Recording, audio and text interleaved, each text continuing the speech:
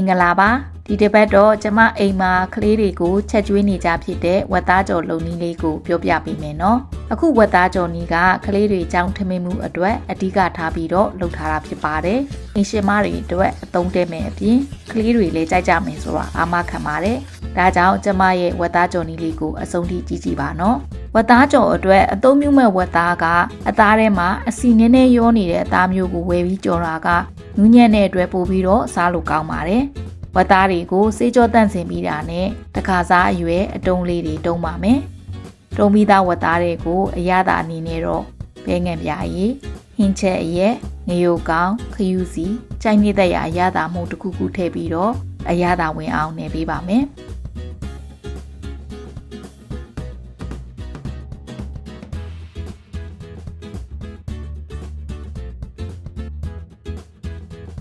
အရသာနဲ့ထားပြီးသားဝက်သားတွေကိုကော်မှုန့်ရုံမှုန့်နဲ့ကြက်ဥတစ်လုံးဖောက်ထည့်ပြီးတော့တမအောင်နေပေးပါမယ်အခုဝက်သားပမာဏအတွက်တော့ကော်မှုန့်နဲ့ဂျုံမှုန့်ကိုလက်ဖက်ရည်စုံပေါင်း9စွန်းစီထည့်ထားပါတယ်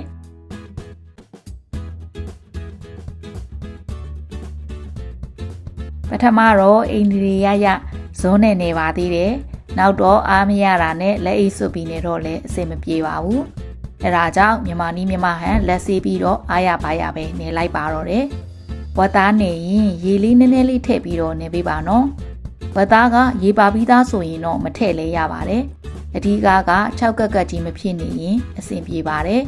ပြီးရင်တော့ဝက်သားတွေကိုအရသာဝင်အောင်လို့ခဏတော့ထားလိုက်ပါမယ်နော်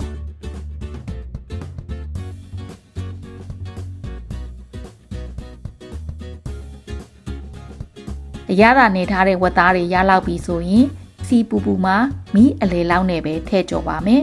မီးအပူကိုတော့နည်းနည်းတော့ချိန်ဆပေးပါနော်ကြော်နေတာ2မိနစ်3မိနစ်လောက်နေလို့အယောင်ပြောင်းလာပြီဆိုရင်တော့ဆယ်ထားပါမယ်တကယ်လို့ကြော်ပြီးတာနဲ့ချက်ချင်းစားမယ်ဆိုရင်တော့အခုအတိုင်းကိုပဲဆက်ကြော်ပြီးတော့အညိုရောင်ပြောင်းလာပြီဆိုရင်ဆယ်ပြီးတော့စားလို့ရပါပြီကျမကဝက်သားကြော်ကိုအများကြီးပို့လုပ်ထားပြီးတော့အခါကြော်ထားပြီးသားကိုရေခဲတစ်တာထဲမှာထည့်ပြီးတော့ခဲထားပါတယ်ကလေးတွေကြောင်းထမင်းမှုထည့်မယ်ဆိုမှအဲ့ဒီနေ့မတိုင်ခင်တရက်ကြူပြီးတော့ရေခဲတစ်တာတွေကထုတ်ပါတယ်နောက်ရက်မှာနောက်တစ်ခါပြန်ကြော်ပြီးတော့ထမင်းမှုတွေထည့်ပြီးတာပါဒါကြောင့်ဝက်သားကြော်ရင်2ခါကြော်ပြီးတော့ပထမတစ်ခါကိုတော့ကြက်တယ်ဆိုရုံပဲကြော်ပါတယ်